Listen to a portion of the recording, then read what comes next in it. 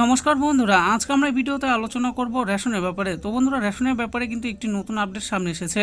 December মাসে ration তোলার আগে আপনারা অবশ্যই জেনে নিন সেই নতুন আপডেটে কি রয়েছে আপনাদের জন্য, সেটাই আজকে আমরা আলোচনা করব এই ভিডিওতে। তাহলে আসুন দেখে নেই। রেশন কার্ড নিয়ে নভেম্বর মাসের শেষ দিনে এসে বড় খবর গ্রাহকদের জন্য। আগামী মাস অর্থাৎ ডিসেম্বর শুরু হওয়ার পরে সকলের ফ্রি রেশন সামগ্রী তুলতে যাবেন, কিন্তু তার আগে কিছু তথ্য আপনাদের জেনে নেওয়া দরকার আছে। রেশনের মাধ্যমে দেশের দরিদ্র ও নিম্ন মধ্যবিত্ত মানুষ বিনামূল্যে রেশন থেকে খাদ্য সামগ্রী পেয়ে থাকে। দেশের এখনো অনেক নিম্ন ও দরিদ্র পরিবার রয়েছে যাদের পক্ষে দুই বেলা দুই মুঠো অন্ন সংস্থানের জোগাড় করা অনেকটাই কঠিন। সেই সমস্ত মানুষদের রেশনের খাদ্য সামগ্রী পেট চালানোর অন্যতম প্রধান মাধ্যম। কেন্দ্রীয় সরকার করোনার সময় থেকেই ফ্রি রেশন ব্যবস্থা চালু করেন, যেটি আজও একইভাবে পরিষেবা দিয়ে যাচ্ছে সাধারণ মানুষের জন্য। পরিবারের আয়ের উপর নির্ভর করে বিভিন্ন ক্যাটাগরির রেশন কার্ড হয়। সেই রেশন কার্ড অনুযায়ী ভিন্ন ভিন্ন কার্ডের খাদ্যদ্রব্য সামগ্রীর পরিমাণ ভিন্ন হয়। তবে জানা যাচ্ছে ডিসেম্বর মাস থেকেই কিছু কিছু খাদ্য সামগ্রীর পরিমাণ কম দেওয়া হবে। এই বিষয়ে সাধারণ মানুষ অনেকটাই চিন্তায় পড়ে গিয়েছেন।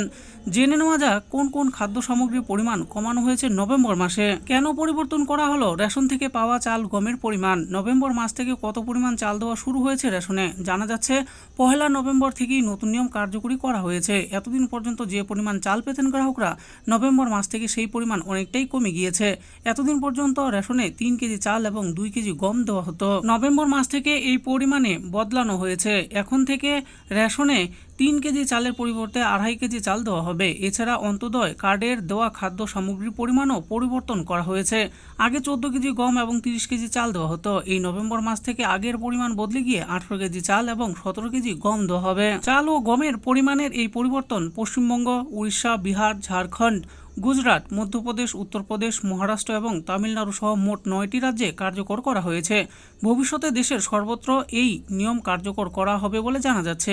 দেশের নিম্ন ও দরিদ্র মানুষগুলোর জন্য খাদ্যদ্রব্যের পরিমাণ যাতে সমভাবে বন্টন হয়, প্রত্যেকটি মানুষের জন্য খাদ্যশস্যের মধ্যে যাতে সামঞ্জস্যতা বজায় থাকে, সেই দিকটি সঠিকভাবে নির্ণয় করার জন্যই কিছু খাদ্যশস্যের পরিমাণ কমানো ও কিছু খাদ্যশস্যের পরিমাণ বাড়ানো হয়েছে।